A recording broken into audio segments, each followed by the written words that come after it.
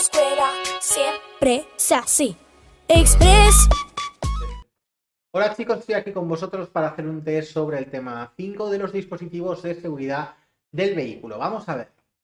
Bien, comencemos con la pregunta número 1 que nos habla del efecto submarino. ¿Cuándo se produce el efecto submarino? Pues cuando el cinturón de seguridad no es capaz de retener adecuadamente durante el accidente y el cuerpo se desliza por debajo de ese cinturón. Como si resbaláramos por el asiento por debajo del cinturón, ¿vale?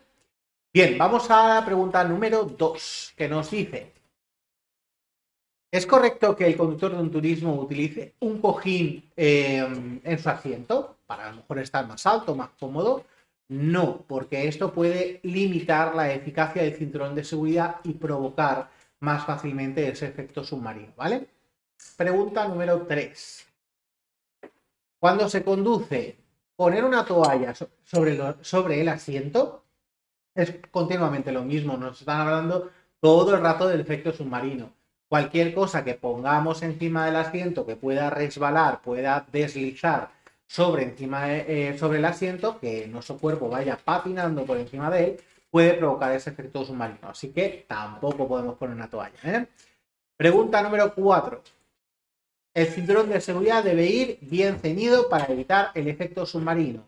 Atención, no nos tiene que apretar, pero nos tiene que quedar pegado al cuerpo, ¿vale? Eso es que tiene que estar bien ceñido y sin holgura. Pregunta número 5. ¿Es peligroso no abrocharse el cinturón de seguridad? Claro que es peligroso, porque incluso en un choque a baja velocidad no siempre es posible mantenerse sujeto al asiento. Entonces saldríamos o bien contra el cristal o contra el salpicadero, nos pegaríamos golpes con la parte interior del vehículo. Eso, si llevamos el cinturón bien abrochado, no sucede. Pregunta número 6. ¿Puede la postura del asiento influir en la eficacia del cinturón de seguridad? Sí, y lo hace, ¿vale? No es recomendable inclinar el asiento demasiado hacia atrás, es decir, no es recomendable ir demasiado tumbado en el asiento, porque entonces se favorece ese efecto submarino. Pregunta número 7. ¿El cinturón de seguridad en los asientos traseros puede salvar la vida de sus ocupantes y evita que esos provoquen graves lesiones en los demás? Ya que si el de atrás no se pone el cinturón de seguridad, sale despedido contra los ocupantes delanteros y les puede hacer mucho daño, ¿vale? Pregunta número 8. Si el recorrido que va a realizar con su vehículo es corto, ¿está permitido llevar a un niño pequeño en brazos? No, nunca. Aunque creamos que somos capaces de retenerlo, de sujetarlo, en un accidente no seremos capaces, ya os lo digo, ¿eh?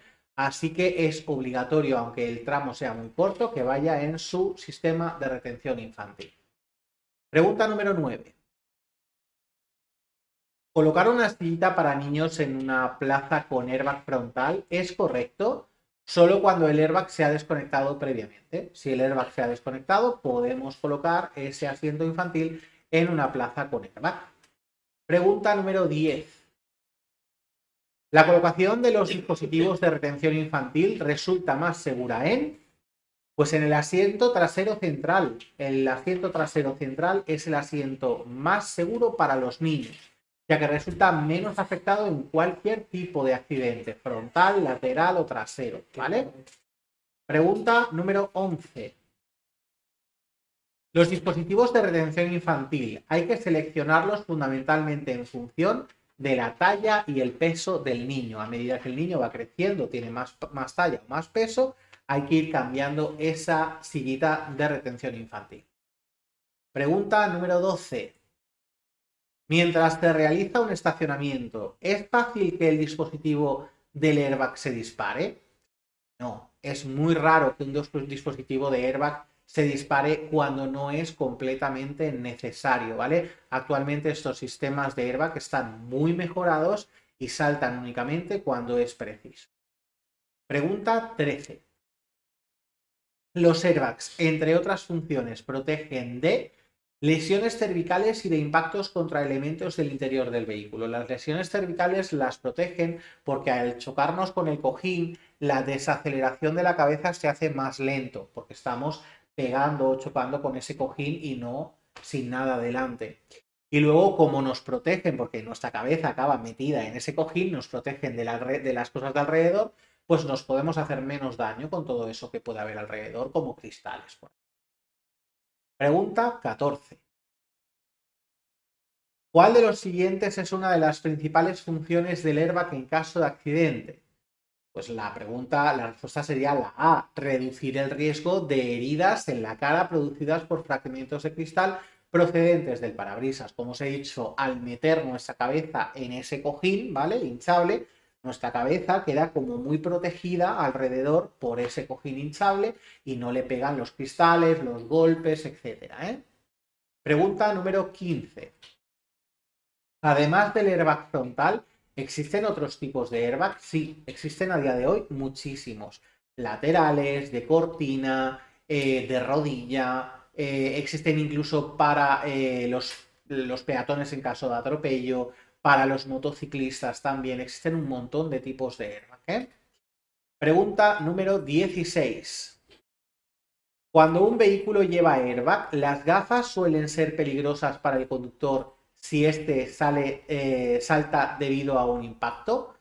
No os preocupéis que no pasa nada, ¿vale? Seguramente pues recibiremos un golpe del airbag, evidentemente, pero será mucho más suave que el que podamos recibir contra el volante, contra el cristal o las partes interiores del vehículo. Pregunta 17. ¿Cuál es la distancia ideal para que nos coloquemos de forma adecuada respecto al airbag? Unos 25 centímetros. Cuando nosotros estamos delante del volante, nos vamos a colocar unos 25 centímetros de distancia de nuestra cara a el volante sería lo adecuado.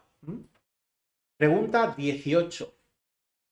¿En qué tipo de accidente es más frecuente que se produzca el latigazo cervical? En las colisiones por alcance, cuando nos pegan un golpe por detrás, porque enseguida lo primero que hace nuestro cuello es este movimiento hacia atrás, ¿vale? Y eso es lo que produce el latigazo cervical. 19. En un automóvil, ¿cuál de los siguientes elementos reduce el riesgo de lesiones de cuello en una colisión? El reposacabezas. El reposacabezas, cuando lo ajustamos a la altura adecuada, lo que hace es que no podamos hacer ese movimiento que justo os acabo de decir, ¿vale? En cuanto recibimos ese golpe, como el reposacabezas está justo detrás de la cabeza, para la cabeza y no sigue ese movimiento. No suelen eliminarlo al 100%, ¿vale? Siempre suele haber algo, un pequeño dolor, una molestia, pero no es tan grave como si no estuviese el reposacabezas detrás. Pregunta número 20. ¿Qué sistemas de seguridad pueden perder eficacia si no se lleva abrochado el cinturón de seguridad? Pues los airbags y los reposacabezas, porque tanto el airbag como el reposacabezas están diseñados para que estando en tu asiento, quieto y colocadito en ese punto, el airbag te proteja delante y el reposacabezas detrás. Ahora, si tu cuerpo empieza a moverse por el interior del coche en un accidente, pues evidentemente ni el airbag ni el reposacabezas van a hacer nada. Pregunta número 21. Para que el apoyacabezas esté regulado correctamente, la distancia respecto a la cabeza debe ser de unos 4 centímetros, Unos 4 centímetros como mucho. 22. ¿Cómo se debe regular adecuadamente la altura del apoyacabezas? Bueno, dicen que el borde debe quedar situado entre el límite superior de la cabeza y la altura de los ojos. Yo siempre digo que os pongáis la mano encima de la cabeza y toquéis con la punta de los dedos la parte alta del reposacabezas, ¿vale? De esa forma, cuando nosotros estiramos para atrás el cuello, la parte de atrás de nuestra cabeza toca con la parte alta del reposacabezas, ¿vale? 23. ¿El conductor de una motocicleta circula con el casco desabrochado? ¿Es correcto? No. No, porque si se cae ese casco o se puede mover y no protegernos bien o salir disparado. No, el casco tiene que estar abrochado y bien sujeto y bien apretado, ¿vale? 24. Si el casco no lleva visera, ¿es obligatorio que los pasajeros de motocicletas utilicen gafas de seguridad? ¿Obligatorio no? Las gafas de seguridad no son obligatorias, pero son recomendables en ese caso si no llevamos esa visera del casco. Pregunta 25. ¿Qué protege un casco integral? Un casco integral es el que protege la mandíbula y la cara también. Los cascos que dejan al descubierto la cara y la mandíbula, pues en caso de una caída puede provocar muchos daños en la cara o rotura de la mandíbula también. Así que el casco integral, como está incluso por delante de la cara y también por la barbilla, nos protege esa zona, ¿vale? 26. El casco debe cambiarse cuando... El casco se debe cambiar cuando sufra algún golpe, ya que puede haberse dañado, aunque exteriormente digamos, solamente es un rasguño. Es que no sabes cómo está el casco en el interior, así que cuando un casco recibe un golpe, debe cambiarse. Pregunta 27. Al comprar un casco, ¿qué debe tener en cuenta? Que esté homologado, eso es lo primero. Un casco, si no ha tenido homologación, no sabemos si es eficaz o no. Además de su talla, que debe ser la talla correcta, y el material con el que se haya fabricado, que sea un material resistente y que nos proteja adecuadamente. Pregunta 28. En un casco, ¿qué pantalla es la más recomendable? La antibao, por supuesto, porque con la respiración y el clima que pueda hacer fuera, puede crearse vaho. Entonces, mejor si la pantalla es antibao, y si no lo fuese, existen unas láminas adhesivas que se pueden pegar para hacerlo antibao, ¿vale? Pregunta 29. ¿El color del casco influye en la seguridad del motorista? Sí, los colores claros, llamativos y además si tienen bandas reflectantes van a hacer que el motociclista se vea mucho más por los demás usuarios que estén alrededor. Y la última, pregunta número 30. Al elegir un casco para conducir una motocicleta, ¿qué debe tener en cuenta? Que tenga una buena ventilación para que no se empañe la visera. Si hay buena ventilación, pues entonces se hará menos vaho, se creará menos vaho en esa pantalla y la visibilidad será mucho mejor. Bueno, pues nada, chicos, hemos terminado este test sobre el tema de los dispositivos de seguridad y nos veremos en otro vídeo.